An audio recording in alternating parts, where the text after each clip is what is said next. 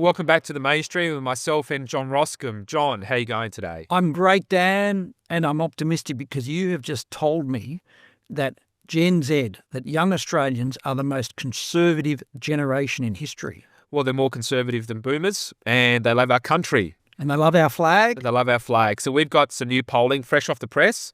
We're releasing a whole bunch over the next couple of weeks, but I'm going to give you a sneak peek into one question that we asked. This question was, Australia's national sporting players who refuse to sing the Australian national anthem should not play in our national sporting teams. Do you agree or disagree with that? So I'll give you the national result, then I want you to guess the young people result. So the national result was 63% say sing the anthem or you're out. What if you can't sing? Well, you got to learn. Well, you better learn quick. What do you think it was for 18 to 24-year-olds? Well, I'm going to... Because they're so left-wing. If they're so left-wing... And they're so indoctrinated, Dan. And then vote Green. Surely it must be 20%. And Dan, all the pollsters are saying that the Liberal Party has to move even further left to get the vote of young people. That's right, John. So what was the national figure? 63. All right, so I'm going to say 20%. No, 81%. Again? 81% of 18 to 24-year-olds say our national sporting players who refuse to sing the Australian national anthem should not play in the national sporting So what does that mean? Teams. Well, it tells us a couple of things, John. It tells us that young Australians are patriotic. It tells us that young Australians want our political leaders to stand up for our shared values, for our flag, for our anthem. They respect what our country has done and they understand it, and they're not left-wing. And we know they're not left-wing. We saw from our own polling on The Voice, a majority of young men voted no, and many young women voted no, and a much higher proportion voted no amongst young females and males than ever vote for Conservative parties. So why are we being told?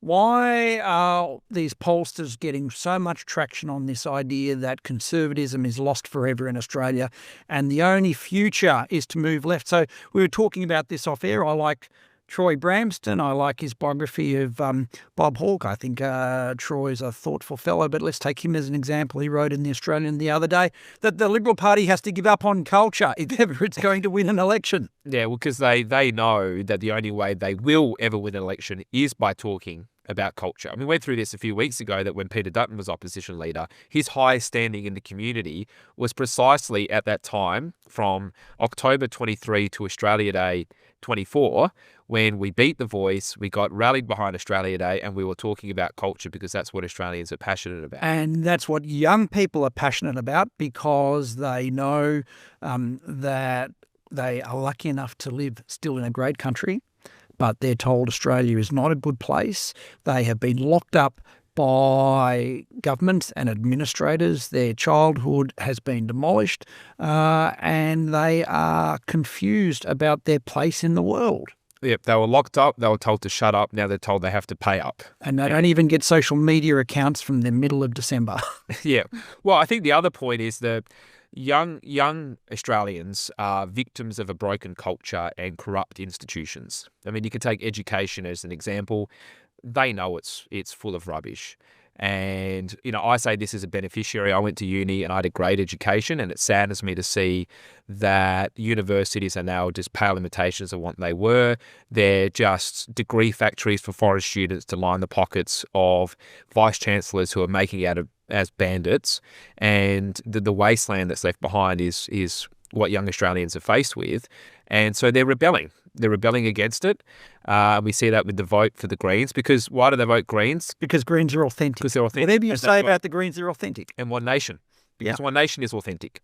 So authenticity and telling people how it is, how they've been treated, is how you win the youth vote and how the Liberals can win the youth vote. And that leads us to the discussion of the last week about a hero, not just to young people in the US, but young people and all of us around the world, the assassination of Charlie Kirk. Indeed. I mean, what else can be said other than it was a tragedy of what happened? I think it shows the consequences of a permission structure that's been created, whereby it is okay to dehumanize your political opponents, to not see them as human, and to equate words with violence. I mean, we've heard the trope, the cliche that words are violence, which means violence are nothing more than words, to equate the two. And that's exactly what's happened in the case of Charlie Kirk. And then I've had 2 hours of the Charlie Kirk show, watching American Vice President J.D. Vance hosting the program in Charlie's honour. He had a fantastic range of guests on, and it struck me the passion with which J.D. Vance, as the US politician, as Vice President, talks not just about honouring Charlie Kirk's memory, but about talking to young people and dealing with young people and working with them. And that's been very powerful. What was the standout part for you? Well, there was a whole range of guests, from Tucker Carlson to Stephen Miller, to Bobby Kennedy Jr. But what struck me was a couple of people from Turning Point who came on, and one of them talked about the fact that the left want to make citizens believe that they're the only ones thinking this. They're the only ones seeing the truth. And what Charlie did was he spoke to millions of young people and adults around the world, letting them know they're not the only people thinking this. They're not the only people believing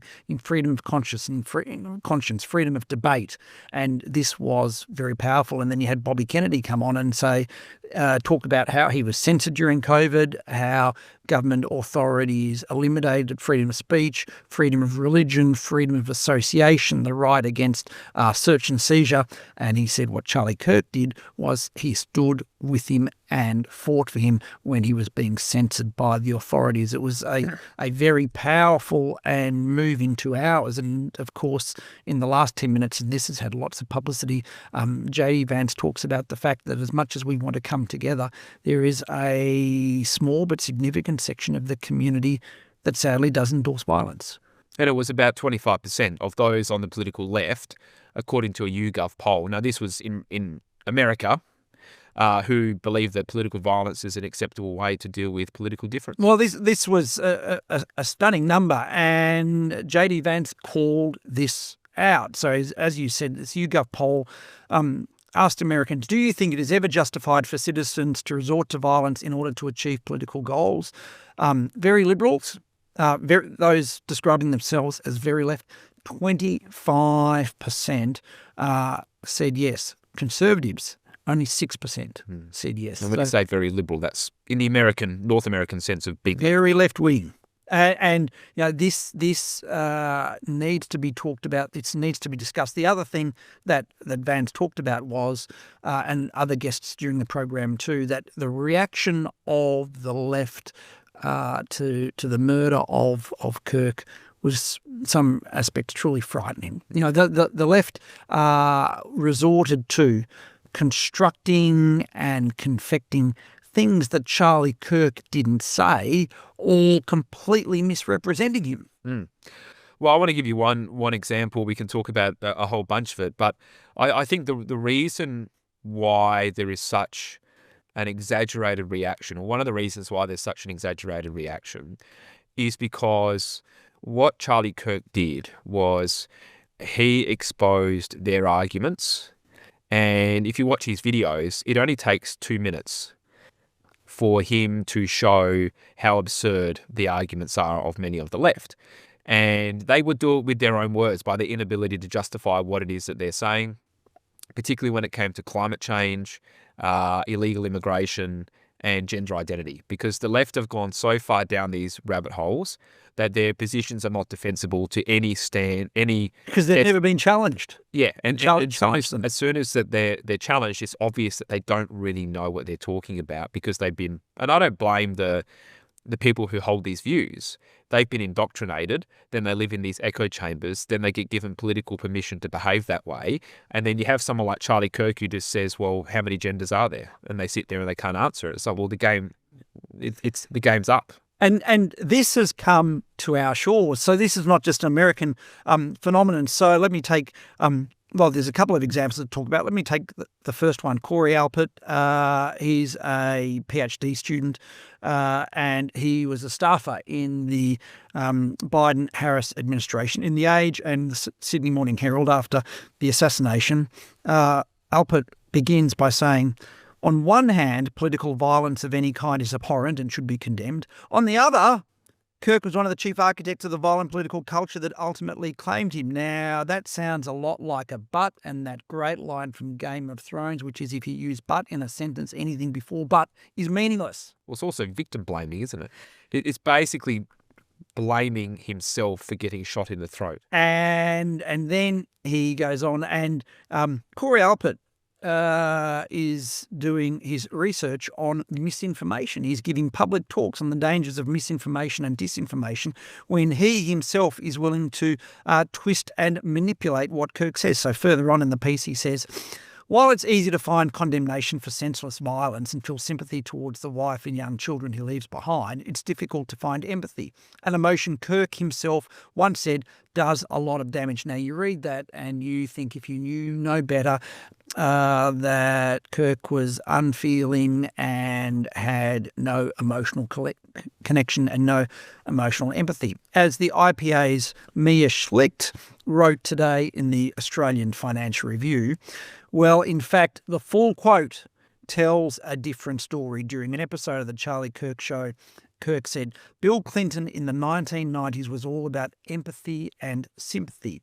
I can't stand empathy, actually. I think empathy is a made-up New Age term that does a lot of damage, but it is very effective when it comes to politics. Sympathy, I prefer more than empathy. So those are Kirk's real words, not made up, not misconstrued misinformation by a Democratic staffer who writes in The Age and the Sydney Morning Herald. Yeah.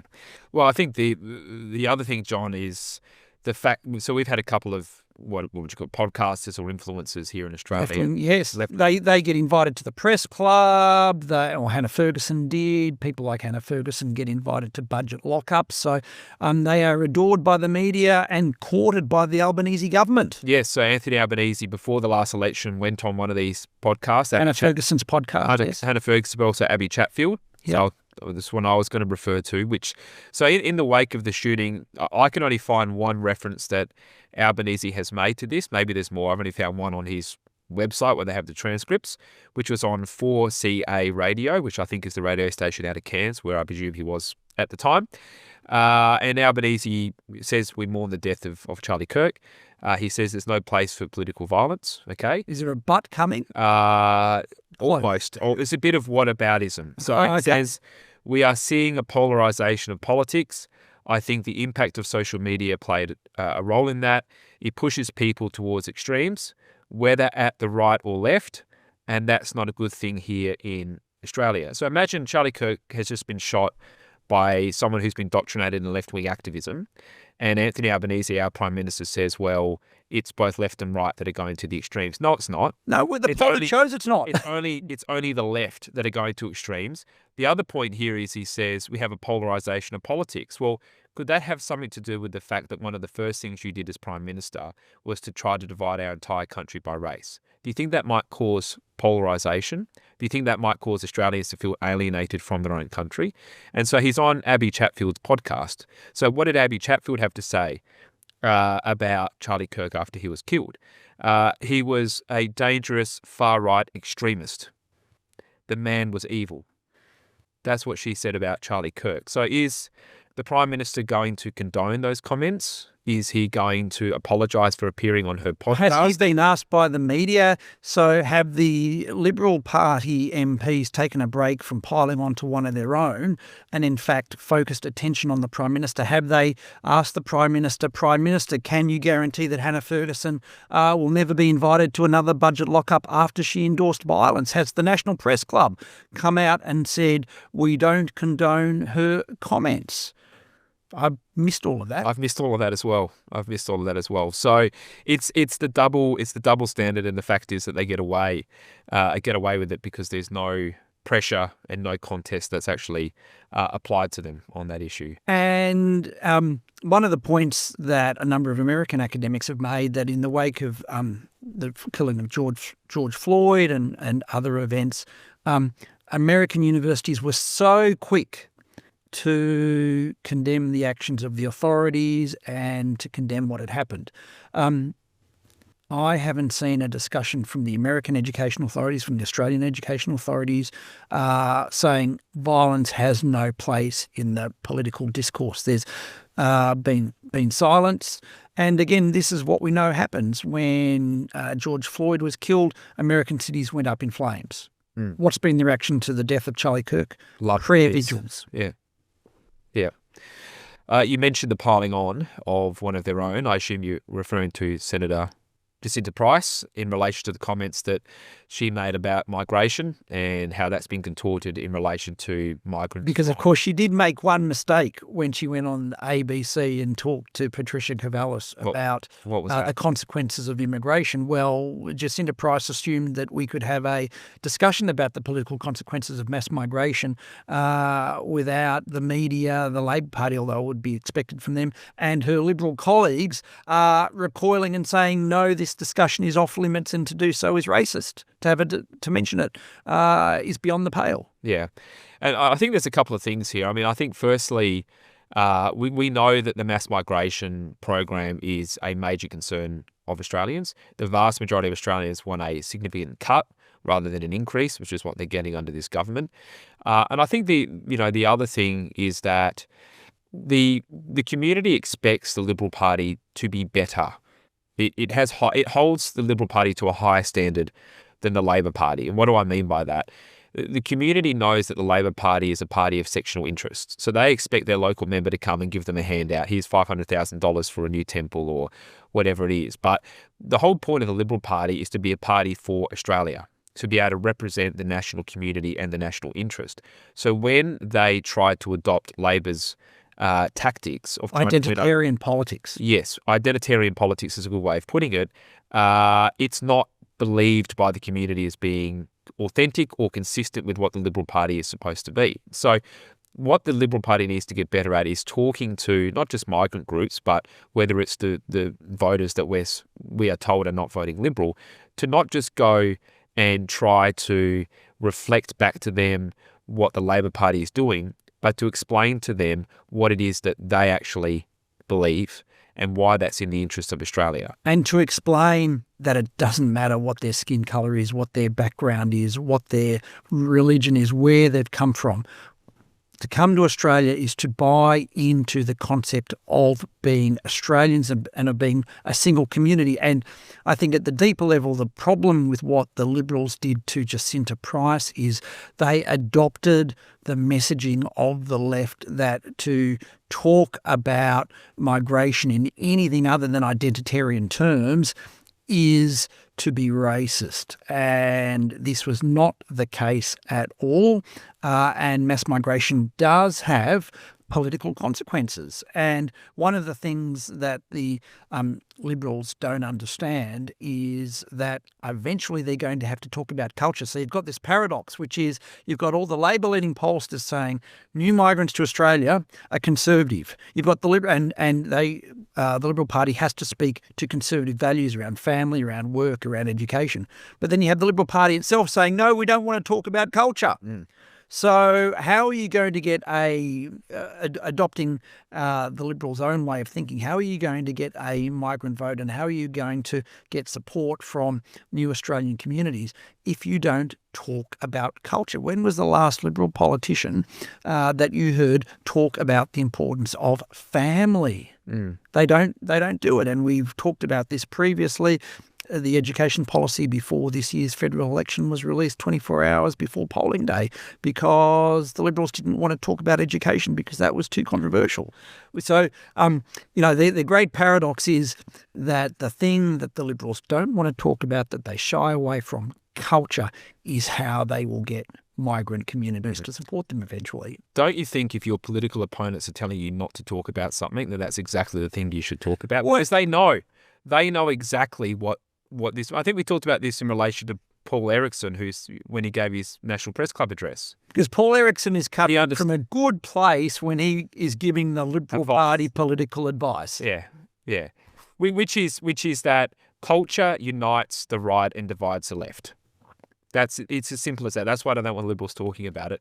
I want to give you a couple of anecdotes from when I was a candidate to support exactly what you're saying. One of them is in relation to when I would talk to a lot of Indians, the Indian community in Spence, in the northern suburbs of Adelaide, where I was a candidate. And I remember having a conversation with someone who was running a coffee cart at one of the market stalls, market day things that they have. And I was talking to them, and the lady that was there, I was just having a bit of a chat and said, how are things going and so forth. And then she commented to me that she said that Australia is getting much worse than when it's not as good as when she had moved here. And I thought she must have been here for 20 or 30 years. She'd been here for 7. Wow. Within 7 years, she was remarking how Australia had become noticeably worse in her time. Did she say what had happened? It was mostly around kids can't get a house, things don't work as well, congestion on the streets, it's hard to get around, people are angrier, it's not the carefree country that I came to. Right. Now, I'm not saying one anecdote proves that everybody thinks that way, but geez, it's remarkable that in just 7 years, someone has made that observation. The other one I've got for you, which gives us, I think, a bit of hope, and it demonstrates why and how new migrants want to be on Team Australia. And this happened multiple times, is particularly when you're talking to Indians or Pakistanis who love cricket.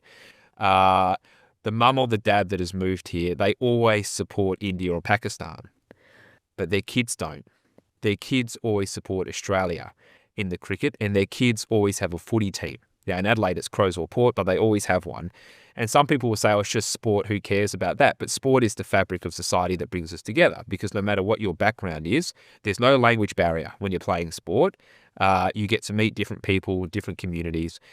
So that even though we're living in an age of digital media where people don't need to be as connected to their homeland or their new homeland as they once needed to be, there is still that yearning to adopt your new country's values and systems, and that's revealed by that. And this is something that I've written about.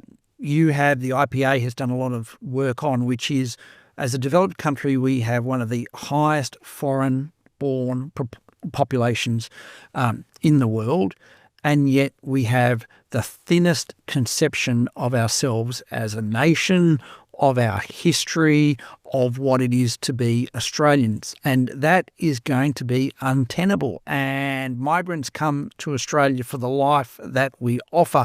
They don't come for the pessimistic, nihilistic, woke preaching that is imposed upon them from the very time Qantas lands at an airport and tells them they're not coming to Australia, they're coming to a different land. Coming to Nam.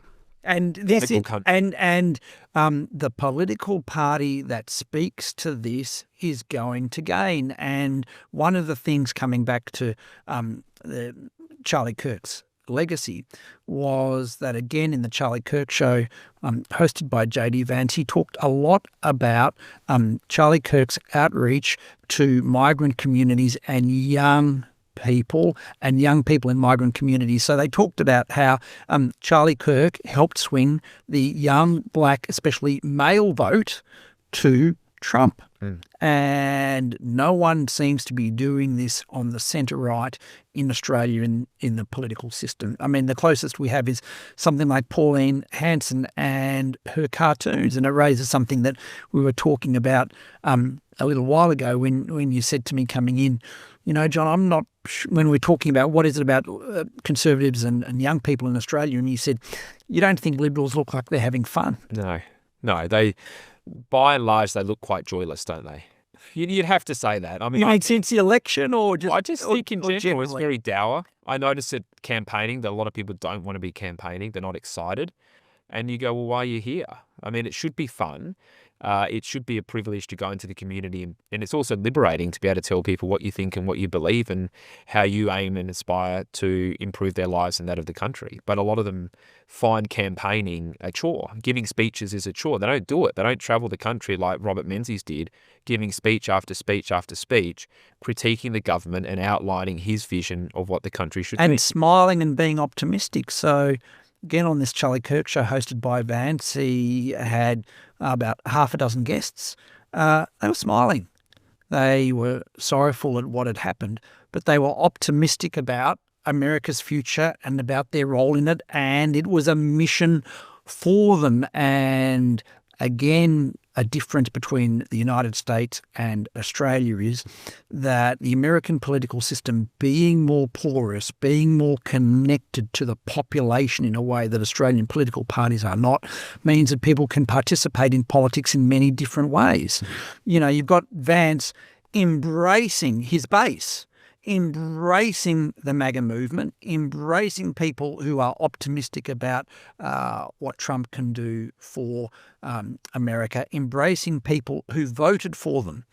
Most of the time, Liberal MPs don't embrace the people who voted for them. They apologise for their base. They apologise for people who feel passionate about their country. They apologise for people who want to take urgent action to save our way of life. And you do notice, you listen to American political discussion, there is not that huge disconnect between their elected representatives and the people who support them.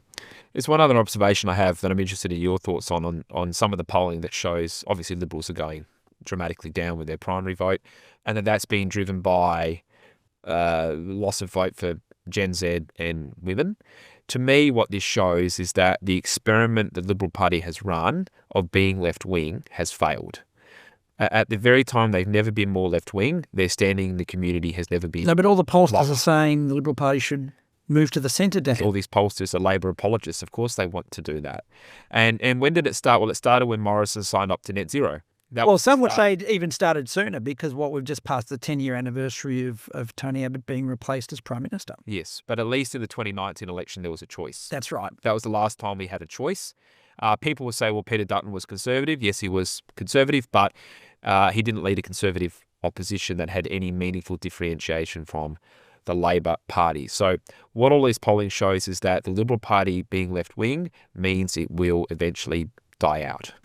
Well, I would die and may well be replaced in some form. So we're seeing the rise of third parties. But again, it's very difficult for the people who've been supporting this great experiment running in the Liberal Party now for a decade to go more left-wing, to admit that it's failed. But there's a far bigger problem than any of this, which is, and you see it all the time when politicians say, well, the people voted for net zero, so we should support net zero, i.e. they voted Labor Party. Well, on that basis, Australians support higher taxes. Does that mean the Liberal Party and Conservatives will now support higher taxes? It's been a decade. It's been since Tony Abbott that we've had a Conservative movement that has asked first, what do we believe in? What do we need to do to make Australia a better place and a better country? And then once you've done that, then you talk about how we communicate the message and how you convince people to that way of thinking. Because at the minute, we're seeing a Liberal Party that is simply seeking to represent what happens to be the perceived views of the electorate at the moment. Well, that's not working. Well, exactly. And I think net zero is an exemplar. So we should move to our net zero segment. What's the latest? Net zero what? Has Susan Lee dumped net zero yet? Well, by the time this podcast comes out, she very well could have. It wouldn't surprise me. Or Andrew Hastie will be on the backbench. Yes. Well, our prediction was that net zero will be dumped this year by the coalition, and I stand by that prediction. So the latest developments on this is that Andrew Hastie has basically said he's going to go to the backbench if net zero is not dumped. Senior shadow minister. He's a senior shadow minister, so it's quite a significant development for that to happen. And I think just what it shows is that the debate continues. The debate within the Liberal Party, within Parliament about net zero continues to go on. So do you think Chris Bowen releasing the assessment of what will happen when the planet warms by 3 degrees has made any difference to the public debate? Well, sadly, I think a lot of people believe this stuff because it's not contested. You know, a lot of people, for example, this comes up a lot where if you have headline polling on net zero, people will support net zero because it sounds good. This is exactly the ETS carbon tax all over again. I mean, we've seen this movie played out before where people supported, the public support for the ETS emissions trading scheme was very high. In part because like public support for the voice. Yep, but in part because there was bipartisan support for an ETS until it was contested. And because it was such a bad and damaging policy, as soon as it was contested, as soon as the public were informed about the costs of this policy and what it actually means, not only did it become unpopular, but it became the exact basis upon which the coalition returned to government. So that's how quickly it can turn around through a contest and a debate. You mentioned The Voice. The Voice support was 70% in February of 2023. It was under 40% by October 2023, and it was declining at that point. The longer the debate went on, the lower the support for The Voice was. And I think that politicians, although I think the Labor Party understands this better than the Liberal Party, support for net zero is very thin. It's very thin. It's a mile wide and an inch deep. Exactly. And there was some press coverage, but not enough of, for example, the CEO of BHP saying power prices, energy prices in Australia are 50 to 100% greater than they are in the US. That's why manufacturing is fleeing the country. But none of this is explained. I didn't see the coalition taking this up and explaining, well, this is why net zero has to go. And there's just huge opportunities for any side of politics to start to explain this to the Australian public. And it's not enough to just dump it. You have to explain it. You have to explain it, and more than once. More than one speech. It has to be for maybe 5 years. Yeah. You have to educate the public because we've had basically, what is it now, five odd years of bipartisan support. So you can't just expect 5 years to vanish in 5 weeks. It's going to take time. But through educating the public, we will win the argument. There's no doubt. No doubt about that. But they need to see it as it's a vote winner. Dumping net zero will be a vote winner if you're able to explain it, just like dumping the carbon tax. Exactly. I mean, it became toxic for Labor. The carbon tax was toxic. But it would require the Liberal Party to fight. Yes. It would require the Liberal Party to engage in this debate optimistically, hopefully with a smile, and engage in both the economics and the science, which so far they've refused to do. Yes. My favourite segment, John, which is your... It's also my favourite segment, Dan. what is it that you're reading at the moment? Well, I'm reading a book that's actually just come out a couple of months ago by Daniel Mahoney. He's an American academic professor. He's an expert on the works of Alexander Solzhenitsyn, the great Russian writer. And Daniel's just put out this book, The Persistence of the Ideological Lie, the Totalitarian Impulse Then and Now. It's a short book, and in just 150 pages, he very powerfully explains the ideological lie, which he elaborates as the elimination in the modern world of the distinction between good and evil. And we've just been talking about, for example, the glorification of violence. And he says the replacement of the notion of good and evil with the idea of progress has been very dangerous, because what's been good has been associated with progress, and what's been bad has been associated with conservatism, with stability. And he says it's led to a nihilism in the modern world. Again, as we've just been talking about, why are young people increasingly becoming more conservative? Because they're unmoored from their social context and from their history. And he talks about the ills of the modern world: impatience with reform, contempt for self-limiting constitutional order. And this is so significant when we're just talking about identity politics.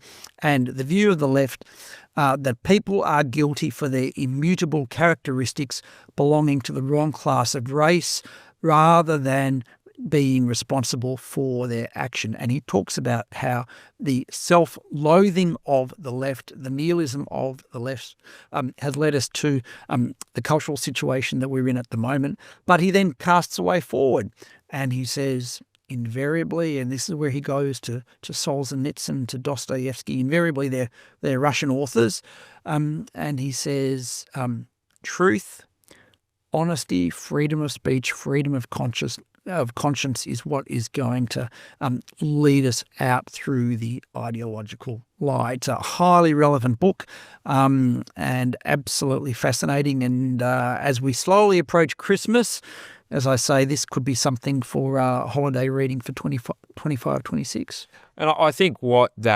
you sort of outlined there is also how the political left justify actions at any cost. We saw that with COVID, which is whatever the cost, we need to eliminate COVID. We see it with net zero, which is whatever the cost, we need to do net zero because otherwise the planet is going to burn. It's a way of stopping debate from happening, because if you oppose, if you question, and we saw this in COVID, which was if you question it, you've got malicious motives and you're uncaring and you want grandma to die. Yeah. If you oppose net zero, you've got no problem with sea levels rising and people dying from that. There's no attempt to engage in any meaningful debate or dialogue with their political opponents. So for us on the centre right, it raises a question of, well, what do we do? What's our response to that? And I think our response to that is you just have to go harder. And you have to go harder, and you have to be willing to debate and willing to discuss. And again, what Mahoney does so beautifully is he says, look, the left have cultural hegemony. How has that gone? How are we dealing with our past? How are we dealing with our history? Do we feel more belonging? Do we feel more connected to each other? Do we feel happier? Are we a better community? And he says, no, we're not. And he says this is going to be a very powerful message to young people, that faith, family, work, your community, your nation gives you a sense of belonging, a sense of being, and a sense of what it is to be human. And that's everything that Charlie Kirk spoke about, and that's what made him such a target. Absolutely. All right, John, we'll leave it there. Thank you, and we'll chat in a couple of weeks.